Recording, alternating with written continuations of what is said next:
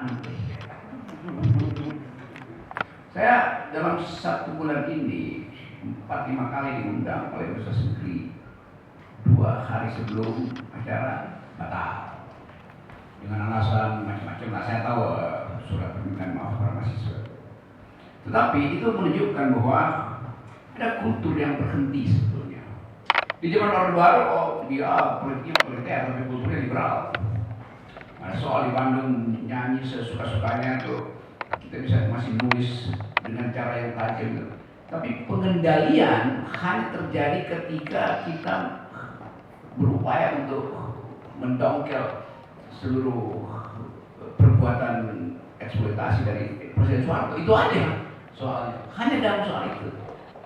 Kalau bilang dikendalikan, nggak ada tuh. UI memang setiap saat ada injak masuk di situ. Tetapi tidak ada semacam ini, orang takut untuk mengucapkan sesuatu, diintai oleh the big brother is watching you. Jadi negara yang Orwellian pada akhirnya tuh. Anda bayangkan, di dalam era demokrasi tetap rektor mesti memantau dulu dia mau naik pangkat kapan.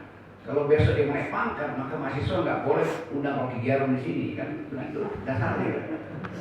Begitu, akibatnya begitu. Jadi kalau saya pergi dulu pada semacam evaluasi. 98, saya bawa mahasiswa saya demonstrasi di Semanggi. Uber sama Brimob, kita lompat pagar di belakang Atmajaya itu masuk gua. Saya bawa mahasiswa saya demonstrasi, saya masih dosen filosofi filsafat. Khatib Basri yang kemudian jadi Menteri Keuangan bawa mahasiswanya, dia masih dosen di Universitas Indonesia Ekonomi. Satu lagi Jimmy Siahaan, aktivis 9 di kampus kuning itu, dia bawa mahasiswa Lunas, dan Syahrir, Dr. Syahrir, dosen ekonomi itu, almarhum itu. Jadi Anda bayangkan, dosen itu datang ke situ, di Uber kita lari di parkiran bawah Atmajaya, lompat pagar, kita bikin untuk aspal, ternyata gawat masuk karena di Uber kita. Walaupun kita tahu ini pasti peluru karet, tetapi panik kan. Jadi dosen waktu itu bersama-sama mahasiswa, bersama-sama perempuan yang dikoordinir Suara Itu Peduli itu, melakukan aktivitas untuk mendongkel dominasi Orde Baru itu dasarnya. Itu suasana otoriter. Kita balik ke sini dan kita nggak lihat ada dosen rektor yang mempersilahkan oposisi bicara di kampus. Padahal kampus itu dari awal didesain oleh reformasi untuk tempat mencokok politik oposisi dan bentuk pikiran. Kan kita mau regain masalah-masalah ini, kita mau ambil ulang hak intelektual kita untuk kasih kritik. Kenapa? Karena nggak ada partai oposisi. Jadi kita ambil alih forum itu. Forum oposisi adalah forum di dalam kampus untuk mengucapkan perbedaan pandangan yang didesain sedemikian rupa sehingga tajam argumennya. Kita ada di ruang apa nih? Mokhtar Kusumatmaja. Kusumatmaja, bukan Mokhtar Nurani. Tetapi yang beroperasi adalah pikiran-pikiran model itu. Nah, kenapa itu sampai sekarang masih berlaku? Saya terangkan aja asbab usulnya tuh, genealoginya tuh. Waktu kita ingin pindah dari otoritarianisme pergi ke demokrasi, suara mahasiswa, suara LBH, suara apa namanya, di Bandung ada Free School for Social Analysis segala macam tuh. Pada waktu itu ada diskusi tajam antara anak Jakarta, anak Bandung, anak Jogja, memakai istilah revolusi. Bahkan lagu-lagu pada waktu itu ya lagu-lagu Police, lagu-lagu Tracy Chapman on Revolution, di dalam suasana bergairah untuk menghasilkan kembali Indonesia, perubahan kualitatif.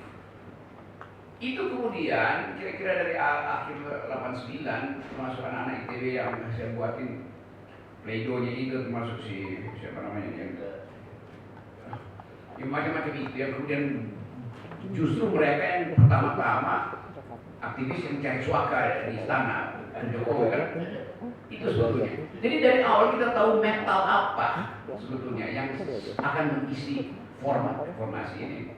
Agak aja ini Kang Indra gede, lebih muda tuh, harus lebih pasca angkatan saya tuh masih ngomong di kampus, bayangin. Padahal usia sudah pensiun ngomong beginian nih. Karena saya mau naik gunung aja terus. Ini kegiatan saya naik gunung terganggu nih karena terus ya bicara di situ. Jadi saya balik lagi ya. Pada waktu itu ada suasana revolusioner. Buyung Nasution berpulang tuh, saya penasihat ahli di LBH itu. Kita rancang satu keadaan yang memungkinkan Indonesia melakukan radical break dengan otoritarianisme. Karena itu kata revolusi diucapkan.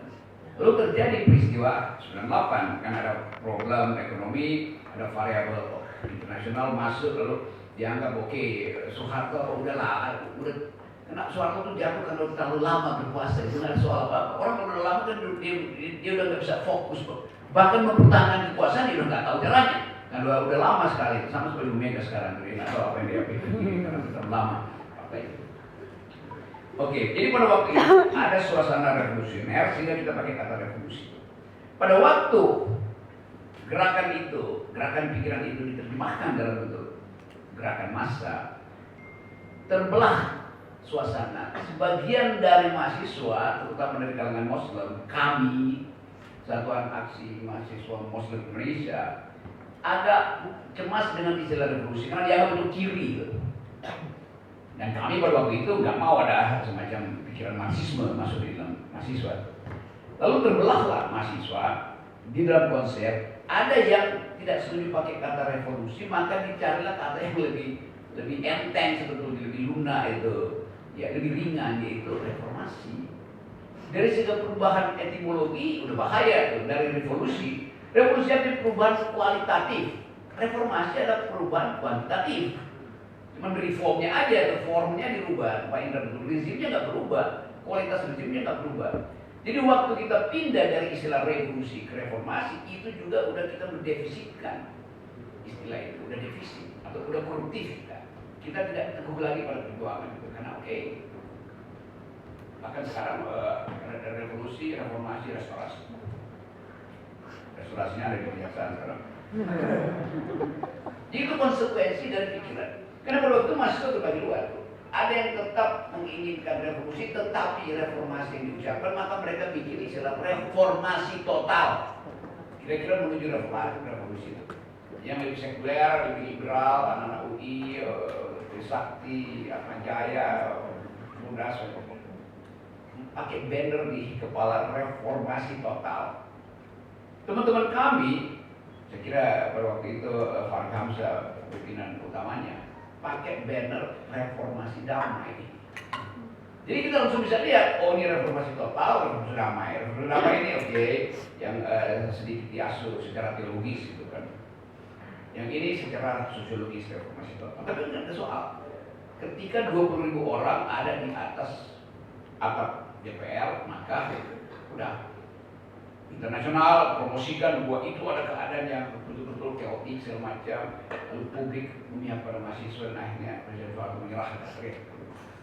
Itu keadaannya.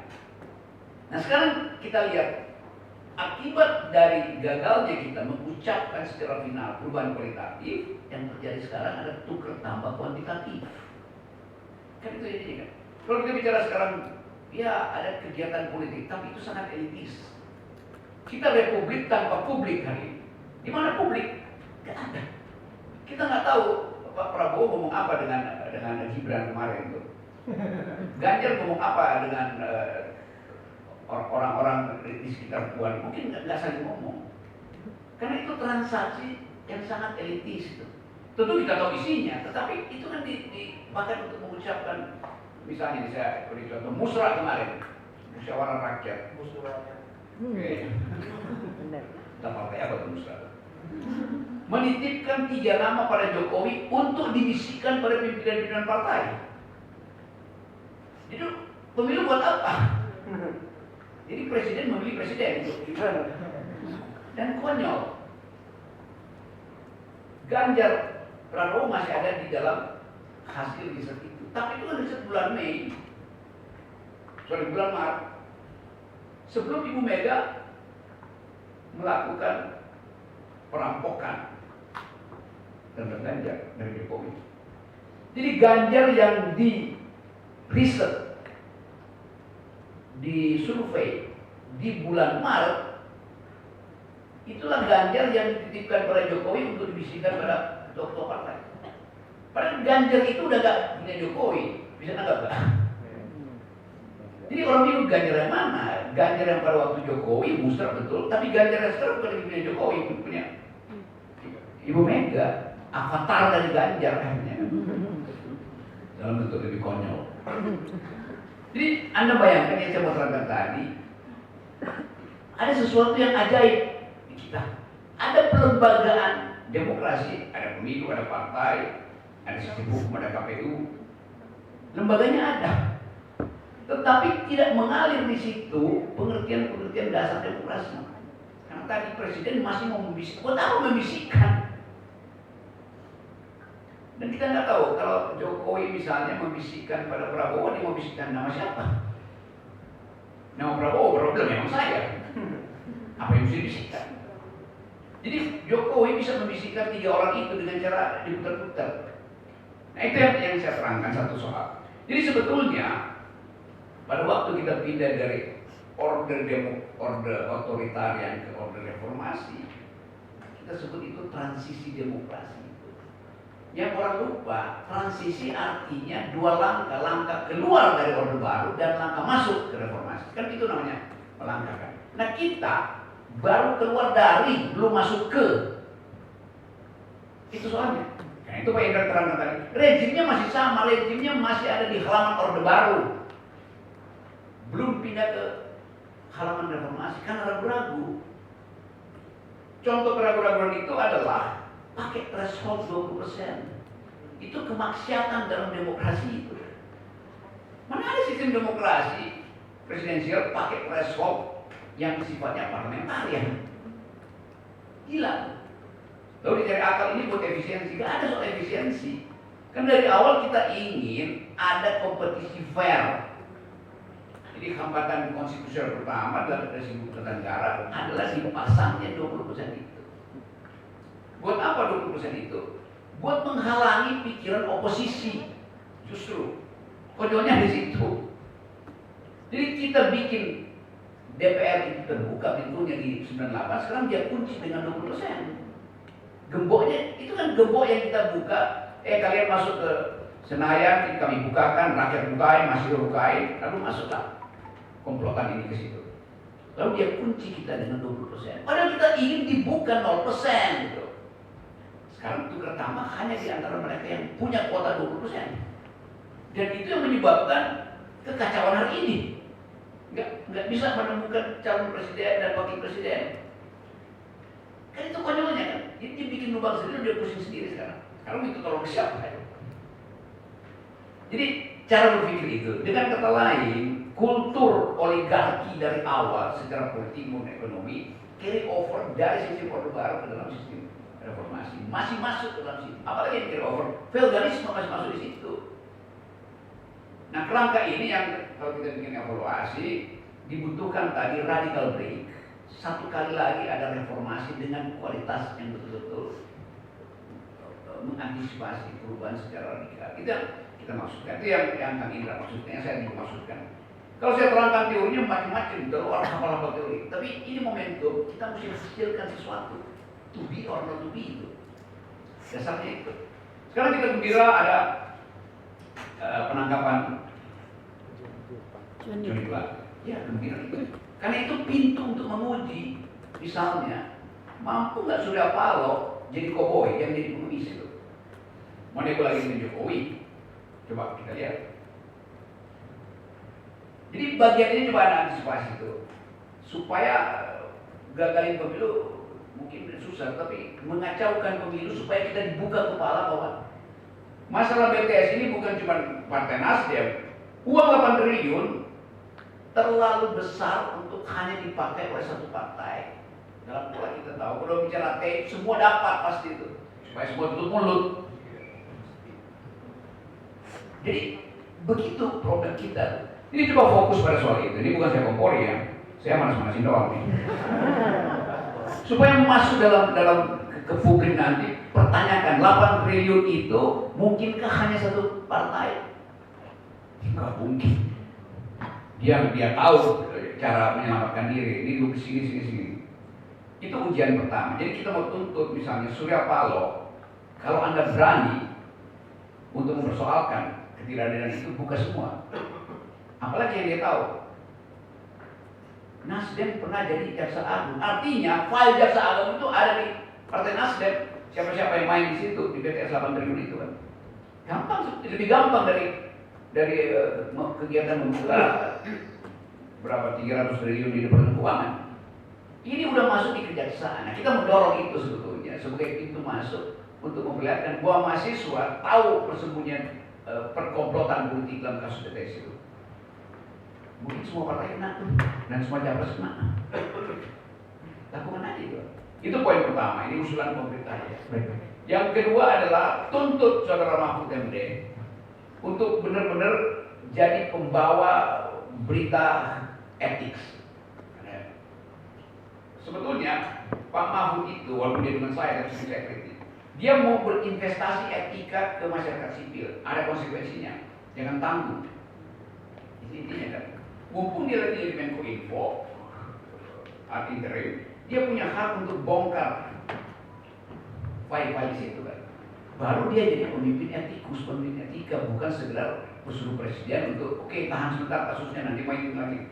Jadi hal-hal itu tuh. Yang lain kan selalu bisa baik, tapi saya ingin momentum ini 25 tahun ini ada satu kegiatan yang demonstratif dengan risiko bahwa Anda akan ditangkap lagi, Anda akan dipecat oleh rektor. Tapi Anda mesti bikin sejarah, itu intinya. Terima kasih Murni atas pelajaran kamu.